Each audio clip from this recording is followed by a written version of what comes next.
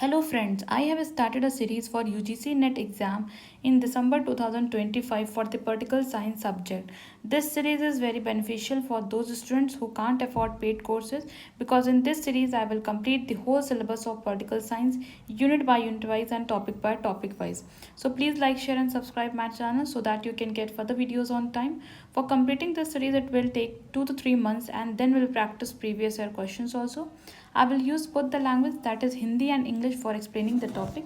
This is unit number 3, Indian political thought, and within this unit number 3, this is chapter number 14 on Manvendra Nath Roy, that is M.N. Roy. Okay इनकी timeline देखते हैं तो 1887 to 1954 इनकी timeline है। इनका जो original name था वो था नरेंद्र नाथ भट्टाचार्य। ठीक है, इनका ओरिजिनल नेम क्या था? नरेंद्र नाथ भट्टाचार्य इनका ओरिजिनल नेम था, बट ये जो नेम है इन्होंने चेंज किया बाद में M.N. रॉय में। क्यों चेंज किया ये भी मैं आपको आगे बताऊंगी। ठीक है, सो इनका ओरिजिनल नेम क्या था? नरेंद्र नाथ भट्टाचार्य। ये he was born in Arbelia, West Bengal. West Bengal में इनका जन्म हुआ था। He was a Indian revolutionary, revolutions में पास किया, पॉलिटिकल थ्योरिस्ट थे and he was the founder of Mexican communist party. Mexico में इन्होंने कम्युनिज्म को आउटसाइड रशिया और outside Germany, he was the first one who spread the communism in Mexico. So Mexican communist party के founder थे ये। इन्होंने communist party of India CPI इसके भी फाउंडर थे, जिसको हम लोग ताशकंद ग्रुप भी कहते हैं। And he founder Vladimir Lenin की जो थ्योरीज थी, इनकी जो व्लादिमीर लेनिन की फिलॉसफी थी उसको ये काफ़ी प्रेज करते थे। ठीक है, अब इनकी थॉट के 3 फेजेस थे। जैसे कि हम लोगों ने श्री अरबिंदो घोष जी के थॉट्स के 2 फेजेस देखे, जिसमें कि उनका एक रेवोल्यूशनरी फेज था और फिर बाद में उनका स्पिरिचुअलिस्टिक फेज आया। तो इनके भी थॉट के 3 फेजेस थे। जो पहला फेज था वो रेवोल्यूशनरी और नेशनलिस्ट फेज था। सेकेंड फेज इन्होंने कम्युनिस्ट फेज था, जिसमें इन्होंने कम्युनिज्म को इंडिया में स्प्रेड किया और इसी के चलते कम्युनिस्ट पार्टी ऑफ इंडिया का फाउंडेशन भी किया। फिर इनका जो थर्ड फेज था वो रेडिकल ह्यूमैनिस्ट था। पहले तो ये जो है व्लादिमीर लेनिन की और जो रशियन कम्युनिज्म था उसको प्रेज करते थे, बट लेटर ऑन उसके बाद क्या हुआ कि ये इन्होंने उस कम्युनिज्म का क्रिटिसाइज करने लगे और इन्होंने अपनी एक फिलॉसफी दी जिसको बोलते हैं रेडिकल ह्यूमनिज्म की फिलॉसफी। ठीक है, सो इनके थॉट के 3 phases थे। First revolutionary and nationalist phase, second was the communist phase and third was the radical humanist phase. Okay, he was the first leader to inject Marxism in to practical politics of India. India के जो politics में Marxism के जो philosophy है उसको inject करने में ये पहले ऐसे लीडर थे जो मार्क्सिज्म को इंडिया में लेके आए। ठीक है, ही जॉइन अंडरग्राउंड रेवोल्यूशन, इन्होंने अंडरग्राउंड रेवोल्यूशन को भी ज्वाइन किया, इसीलिए इनको मिलिटेंट बोलते हैं, एंटी कॉलोनियल एक्टिविस्ट, क्योंकि एक्टिविस्ट भी इनको कहा जाता है। तो इन्होंने जो अनुशूलन समिति थी, ठीक है, दिस पॉइंट इज इम्पॉर्टेंट। ठीक है, हु ज्वाइंट अनुशूलन समिति? तो ये M.N. रॉय ने जो है अंडरग्राउंड रेवोल्यूशन अनुशूलन समिति को ज्वाइन किया और इन्होंने Jugantar group, this is also very important point, Jugantar group को ऑर्गेनाइज करने में भी हेल्प किया। किसकी? जतिन मुखर्जी जी की। तो ये जतिन मुखर्जी ने ये जुगांतर ग्रुप का था, ये भी एक अंडरग्राउंड रेवोल्यूशन ग्रुप था। ठीक है, अब ये एक इम्पॉर्टेंट पॉइंट है, कभी कभार यहाँ से क्वेश्चन आ सकता है कि सुदीप्तो कविराज जो थे उन्होंने इनको एक मतलब इनको बोला था, he was called a remarkable failure by Sudipto Kaviraj. Remarkable failure means क्या कि इनका जो है, इन्होंने थ्योरीज, जो इनकी थ्योरी थी रेडिकल ह्यूमैनिस्ट की थ्योरी या कम्युनिज्म को जो पॉलिटिक्स में इन्होंने इंडिया के एक्टिव पॉलिटिक्स में कम्युनिज्म के फिलोसफीज को इंजेक्ट किया, इसकी वजह से इन्होंने बहुत ही रिमार्केबल स्टेप तो किया इंडियन फ्रीडम स्ट्रगल में, बट ये फेल हो गए उस चीज़ को बहुत अच्छे लेवल तक मतलब पहुंचाने के बावजूद भी वो फेलियर। सो दैट्स वाई इनको बोला जाता है रिमार्केबल फेलियर। किसने बोला? सुदीप्तो कविराज ने इनको एज अ रिमार्केबल फेलियर कहते हैं। ठीक है, so he was a militant anti colonial activist. Bengal की जो सीक्रेट सोसाइटी थी वहाँ पे ये जो एंटी कॉलोनियल मतलब जो कॉलोनियल रूल था उसके अगेंस्ट पे बहुत सारी एक्टिविटीज़ इन्होंने किया। इनफैक्ट इन्होंने बाहर जाके अब्रॉड में जो है आर्म्स को भी ऑब्टेन करने की कोशिश की, ताकि उन आर्म्स की मदद से मतलब क्या किया जाए, इन कॉलोनियल पावर से लड़ा जा सके। ठीक है, सो आई होप आपको ये चीज़ अब समझ में आई होगी। अब इनके थॉट्स को देखते हैं हम लोग, ठीक है। So he played a pioneer role in spreading Marxist ideas and communist party. जो भी मार्क्सिस्ट आइडियाज़ थे कि वर्कर्स और क्लासेस का और वर्कर्स की प्रोलेटेरिएट की जो डोमिनेशन है, ये सारी जो स्प्रेडिंग, इन्होंने मार्क्सिस्ट आइडियाज़ को काफ़ी स्प्रेड करने में हेल्प किया बहुत ही। और कम्युनिस्ट पार्टी ऑफ इंडिया भी इन्होंने फॉर्म किया। इन्होंने जो कम्युनिस्ट इंटरनेशनल था, ठीक है, उसमें उसकी जो सेकेंड कॉन्फ्रेंस थी उसमें इन्होंने पार्ट लिया और इन्होंने व्लादिमीर लेनिन को बहुत ही फेवर किया भी। और उस फर्स्ट टाइम इन्होंने जोसेफ स्टालिन से वहाँ पे मिले और वो जो कम्युनिस्ट इंटरनेशनल के एग्जीक्यूटिव कमेटी के मेंबर भी बने हैं। He wanted to make communist party of India, ये जो कम्युनिस्ट पार्टी ऑफ इंडिया थी उसको ये क्या बनाना चाहते थे, जो इंडिया की कम्युनिस्ट पार्टी थी उसको एक लीगल और नेशनल पॉलिटिकल पार्टी भी बनाना चाहते थे। बट लेटर ऑन इनके फेलियर की वजह से ये अपने आइडियाज़ को बहुत ऊपर लेवल तक नहीं स्प्रेड कर पाए। बट इनका जो कंट्रीब्यूशन था that led to the increase in the growth of the national movements. इनके जो कंट्रीब्यूशन था, जो कम्युनिस्ट आइडियाज़ इन्होंने, ये कम्युनिज्म को जो इंडियन पॉलिटिक्स में इन्होंने इंजेक्ट किया, इसकी वजह से क्या हुआ कि जो नेशनल मूवमेंट्स हैं उनकी ग्रोथ हुई और वर्कर्स को और पेजेंट्री क्लासेस जो थी, ठीक है, जो वर्कर्स थे और जो पेजेंट थे जो फील्ड्स में वर्क करते थे, इनको नेशनल मूवमेंट्स में ऑर्गेनाइज करने का इन्होंने बहुत बड़ा योगदान दिया for the cause of national movement. So this point is important. M N. Roy को इसीलिए हम लोग as a philosopher, Indian philosopher पढ़ते हैं क्योंकि इन्होंने जो कम्युनिज्म की फिलोसफी इंडिया में इंजेक्ट की, कम्युनिस्ट पार्टी ऑफ इंडिया बनाया, जिसकी मदद से इन्होंने अपने जो आइडियाज़ है उसको स्प्रेड किया। और किसको स्प्रेड किया? वर्कर्स और पेजेंट्री क्लास में स्प्रेड किया, ट्रेड यूनियंस में स्प्रेड किया। तो जो ये नेशनल मूवमेंट था, जो फ्रीडम स्ट्रगल मूवमेंट था, उसमें वर्कर्स को और पेजेंट्री को भी इन्वॉल्व करने में इनका बहुत बड़ा योगदान था। तो आई होप आपको ये चीज़ समझ में आई होगी। 1922 में इन्होंने एक बहुत ही इंपॉर्टेंट जर्नल भी स्टार्ट की, the vanguard of Indian independence. इनकी ये फर्स्ट कम्युनिस्ट जर्नल थी इंडिया में, ठीक है। So this point is also important कि इनकी कौन सी जर्नल थी, the vanguard of Indian independence, which was started in 1922। I hope this thing आपको अच्छे से क्लियर हुआ होगा। नाउ अब हम लोग इनके की इवेंट्स एंड कॉन्ट्रीब्यूशंस को समझने की कोशिश करते हैं कि क्या इनके इम्पॉर्टेंट कॉन्ट्रीब्यूशन थे इंडिया के फ्रीडम स्ट्रगल में और इनकी लाइफ में। सो 1908 में ही शॉट डेड नंदलाल बनर्जी, ठीक। 1908 में क्या हुआ, इन्होंने नंदलाल बनर्जी को मारा एंड इन्होंने 9 महीने की जेल भी काटी। किस वजह से काटी? फॉर हावड़ा कॉन्स्पिरेसी केस की वजह से। ये नंदलाल बोस कौन थे? ये बंगाल पुलिस में सब इंस्पेक्टर थे, ठीक है। तो इनके डेथ से रिलेटेड इनको सब इंस्पेक्टर इन बंगाल पुलिस, ठीक है। सो नंदलाल बनर्जी कौन थे? ये सब इंस्पेक्टर थे बंगाल पुलिस में। इनको मारने के जुर्म में इनको 9 महीने की जेल भी काटी और हावड़ा कॉन्स्पिरेसी केस की वजह से भी। ये हावड़ा कॉन्स्पिरेसी केस क्या था? 1910 से 1911 का, जिसमें कि बहुत सारे जो पॉलिटिकल मर्डर्स हो रहे थे, पॉलिटिक्स से रिलेटेड जो लीडर्स थे उनके मर्डर हो रहे थे, उस केस की वजह से, मतलब उनको मारने के जुर्म पे इन लोग को जेल भेजा गया।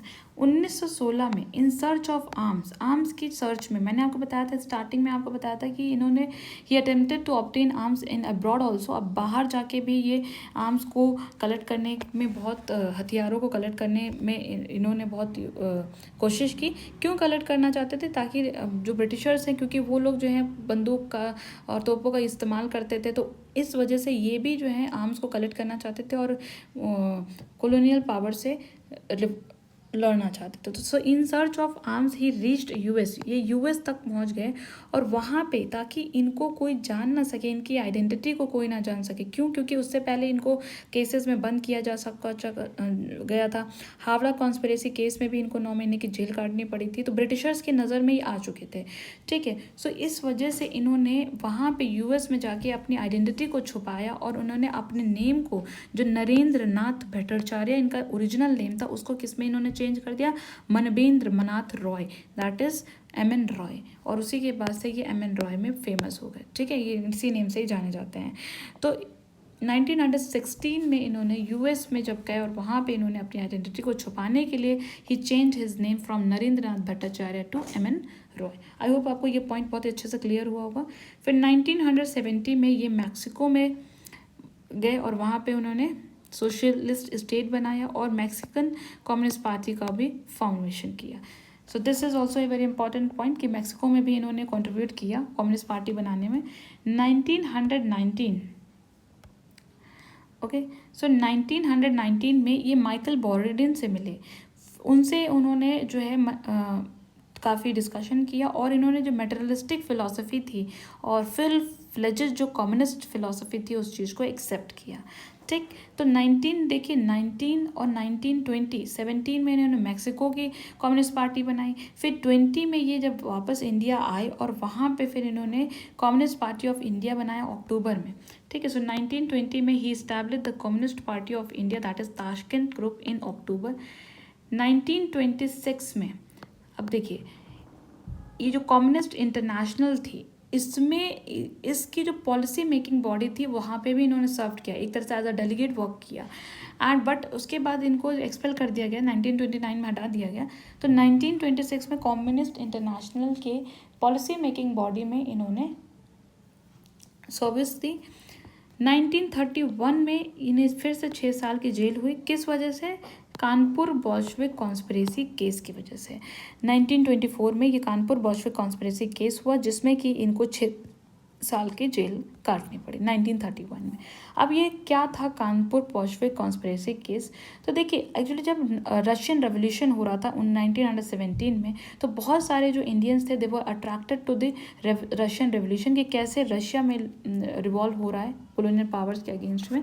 सो इस वजह से उसका इन्फ्लुएंस इंडिया पे भी पड़ रहा था और बोल्शेविक के जो आइडियाज़ थे वो इंडिया में भी स्प्रेड हो रहे थे। तो जो ब्रिटिश गवर्नमेंट इंडिया में थी उसको बहुत ही चिंता होने लगी कि ऐसा ना हो कि जो ये कम्युनिज्म की फ़िलासफ़ी है वो इंडिया में भी स्प्रेड हो जाए और इंडिया के भी जो वर्कर्स हैं, पेजेंट्स हैं या ट्रेड यूनियंस हैं वो ब्रिटिशर्स के अगेंस्ट रिवॉल्ट करने लग जाएं। ठीक है, सो इसीलिए फिर उन्होंने जब ये चीज़ें की, जब इनका इन्वॉल्वमेंट था एम.एन. रॉय का कानपुर बोल्शेविक कॉन्स्पिरेसी में, तो इनको इसीलिए 6 साल की सज़ा दे दी गई ताकि इनको जेल में बंद कर दिया जाए और ये कम्युनिस्ट आइडियाज़ को स्प्रेड ना कर सके। सो आई होप आपको समझ में आएगा क्योंकि एम.एन. रॉय तो ऑलरेडी रशियन रेवोल्यूशन से और रशियन कम्युनिज्म से बहुत ज़्यादा इन्फ्लुएंस था और उसी इन्फ्लुएंस की वजह से इन्होंने मैक्सिकन कम्युनिस्ट पार्टी बनाई, कम्युनिस्ट पार्टी ऑफ इंडिया भी इन्होंने फॉर्मेशन किया और कम्युनिस्ट आइडियाज़ को, ये जो कम्युनिस्ट पार्टी ऑफ इंडिया थी उसके थ्रू कम्युनिस्ट आइडियाज़ को इंडिया में स्प्रेड करना चाहते थे। वर्कर्स को, पेजेंट्री क्लास को और ट्रेड यूनियंस जो थे उनको जो है मोबिलाइज करना चाहते थे in the freedom struggle, India's को जो फ्रीडम स्ट्रगल थी। सो इस वजह से इनको जेल भेज दिया गया। ब्रिटिशर्स को लगा कि हमारे लिए ये खतरा है अगर ये कम्युनिज्म की फ़िलासफ़ी इंडिया में भी स्प्रेड हो गई जैसे कि रशिया में रिवॉल्यूशन हो रहा था। 1936 में he join the Indian National Congress. 1936 में इन्होंने जो आईएनसी थी उसको भी ज्वाइन किया और इन्होंने लीग ऑफ कांग्रेसमैन 1939 में उसको मतलब उसके फॉलोवर्स में ऑर्गेनाइज हुए। लेकिन उसके बाद 1940 में इन्होंने इस पार्टी को छोड़ दिया और उन्होंने अपनी खुद की पार्टी बनाई, रेडिकल डेमोक्रेटिक पार्टी। क्या नाम था उस पार्टी का? Radical democratic party, RDP। ये रेडिकल डेमोक्रेटिक पार्टी बनाने के बाद इन्होंने जो इनका थर्ड फेज ऑफ थॉट था, इनके जो थॉट प्रोसेस का मैंने आपको बताया there were 3 phases of his thought process. First phase इनका रेवोल्यूशनरी और नेशनलिस्ट फेज था जिसमें इन्होंने बहुत सारे रेवोल्यूशनरी एक्टिविटीज़ की नेशनलिज्म के लिए। और फिर इनका सेकेंड फेज था कम्युनिस्ट, जब इन्होंने सब रशियन रेवोल्यूशन से काफ़ी इन्फ्लुएंस हुए तो कम्युनिस्ट आइडियाज़ को इंडिया में भी स्प्रेड करा और इसी के चलते इन्होंने कम्युनिस्ट पार्टी ऑफ इंडिया भी बनाई। इनका जो थर्ड फेज ऑफ थॉट था वो क्या था? रेडिकल ह्यूमैनिस्ट का फेज था और ये रेडिकल ह्यूमैनिस्ट का फेज मतलब रेडिकल ह्यूमैनिज्म फिलोसफी को स्प्रेड करने के लिए इन्होंने रेडिकल डेमोक्रेटिक पार्टी का भी फॉर्मेशन किया, ठीक, 1940s में। सो इस चीज़ को हम लोग पढ़ेंगे डिटेल में कि रेडिकल ह्यूमैनिज्म का कॉन्सेप्ट क्या था। अभी हम ये देखते हैं कि इनकी टाइमलाइन देख रहे हैं, ठीक है।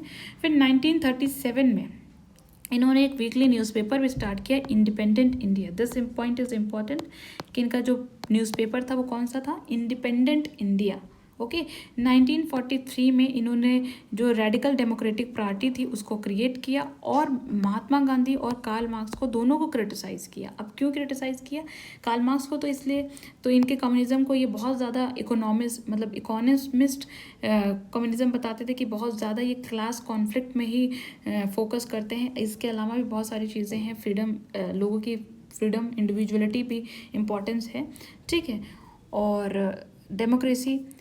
तो ये सारी चीज़ें थी। 1946 में इन्होंने Indian renaissance establish institute Dehradun में बनाया। 1947 में इन्होंने न्यू ह्यूमैनिज्म, एक मैनिफेस्टो इनकी बुक थी, उसको पब्लिश किया, ठीक है, जिसमें 22 थीसिस थी, जिसमें रेडिकल डेमोक्रेसी के बारे में क्या प्रिंसिपल्स हैं, क्या सिद्धांत है रेडिकल डेमोक्रेसी के, वो सारी चीज़ें इन्होंने डिटेल में उस बुक में बताई, ठीक। सो आई होप आपको ये जो टाइमलाइन है ये समझ में आया होगा। नाउ अब हम देखते हैं कि ये कम्युनिज्म के क्यों क्रिटिक हुए, ठीक है, ये क्यों कम्युनिज्म को क्रिटिसाइज करने लगे, इस चीज़ को हम लोग देखते हैं।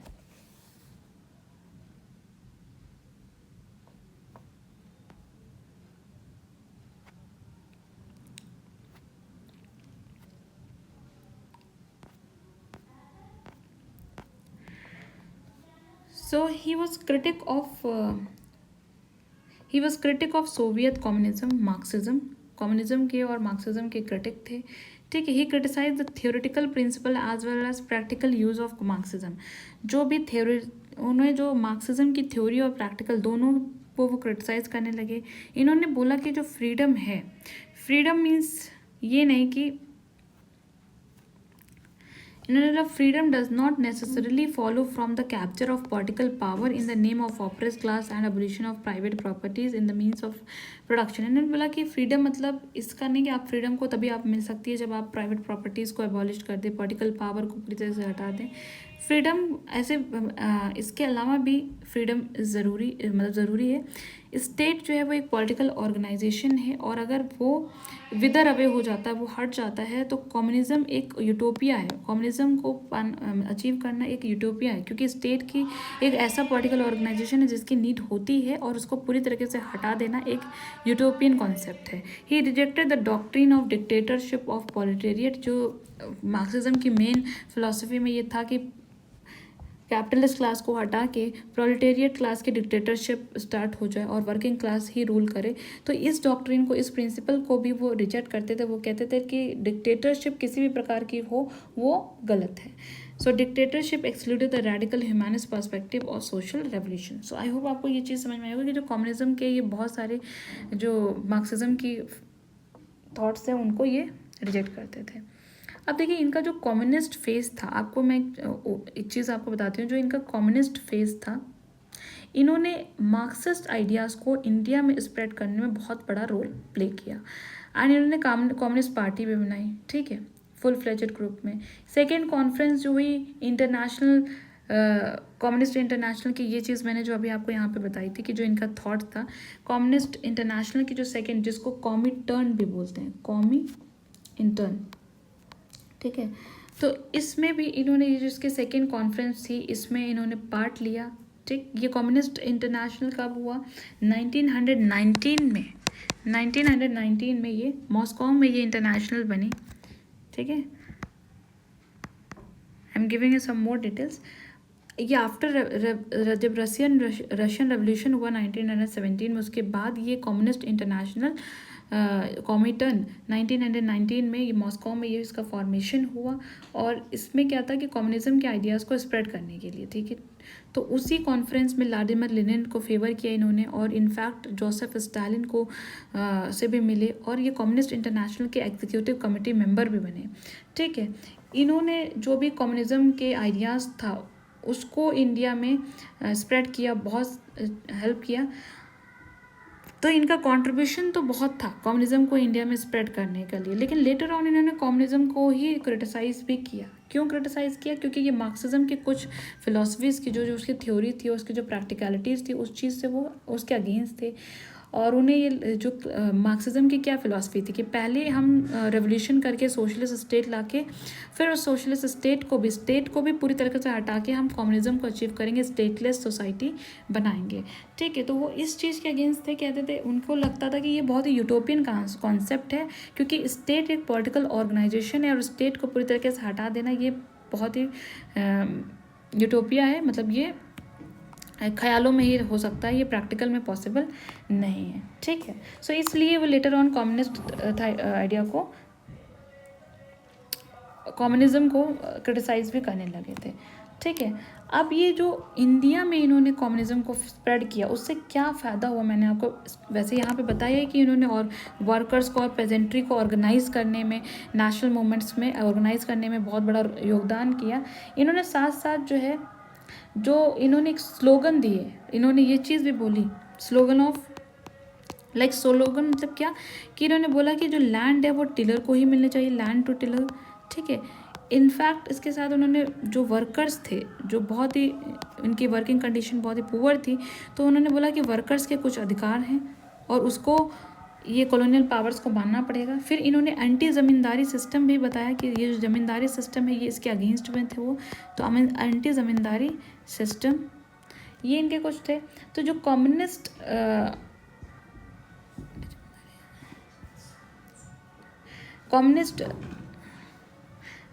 हेल्प्ड इन्होंने जो है ये जो कम्युनिस्ट एक्टिविटीज़ थी इंडिया में, जो भी कम्युनिस्ट एक्टिविटीज़ हो रही थी उससे क्या हुआ कि किसान सभा का फॉर्मेशन हुआ, टेक्सटाइल और जो पेजेंट्स एसोसिएशंस थी बंगाल में, तो इससे ये हुआ कि जो वर्कर ने स्ट्राइक भी किया। और एक और इम्पॉर्टेंट पॉइंट है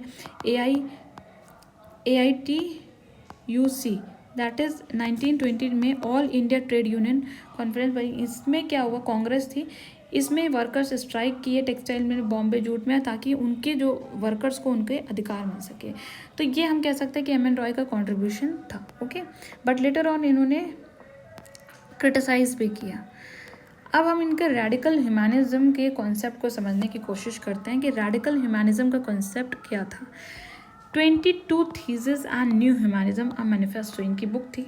ठीक है, जिसमें इन्होंने अपने रेडिकल ह्यूमैनिज्म के कॉन्सेप्ट को दिया, जो कि महात्मा गांधी के बिलीव्स के बहुत ही क्लोज था। रेडिकल ह्यूमैनिज्म क्या था, मटेरियलिज्म और आइडियलिज्म को दोनों को बिलीव नहीं करता था, एक अलग ही उन्होंने अपनी फ़िलासफ़ी दी, वो भी साइंटिफिक फ़िलासफ़ी दी, जिसमें कि इन्होंने इंडिविजुअल के फ्रीडम को बहुत बड़ा प्रायोरिटी दिया। उन्होंने बोला कि इंडिविजुअल की फ्रीडम होना सबसे इम्पॉर्टेंट है,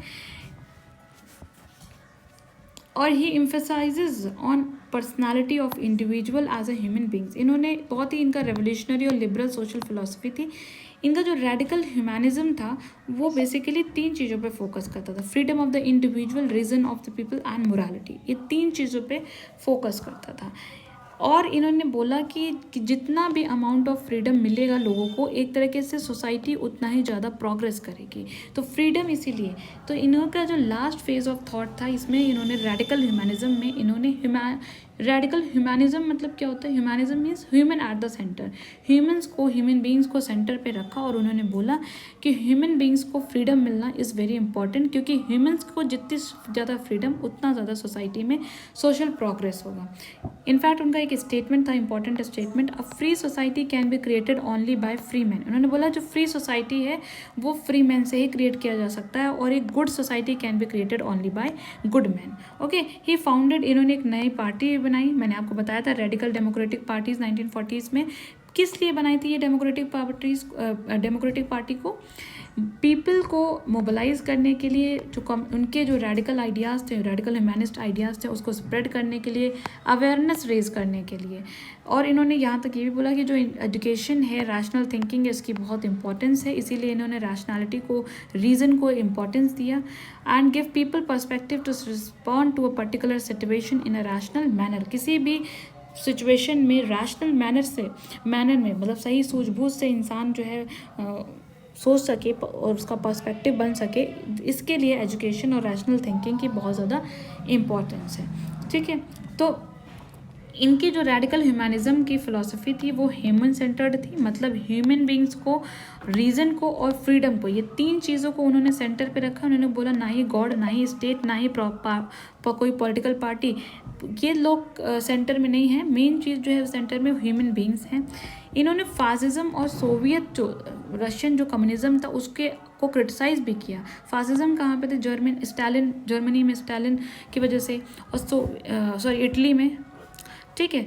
तो और सोवियत यूनियन को भी इन्होंने जो कम्युनिज्म था वहाँ उसको क्रिटिसाइज़ किया। क्यों? क्योंकि उन्होंने बोला कि जो वहाँ पे फासिज्म और कम्युनिज्म है ये बहुत एक डिक्टेटरशिप को प्रमोट करता है और ये इंडिविजुअल फ्रीडम के अगेंस्ट है। सो मार्क्सिज्म को भी क्यों ये क्रिटिसाइज़ किया? क्योंकि उन्होंने बोला मार्क्सिज्म एक फेल्ड फिलॉसफी है, क्योंकि ये बहुत ज़्यादा क्लास स्ट्रगल पे ही से फोकस करती है।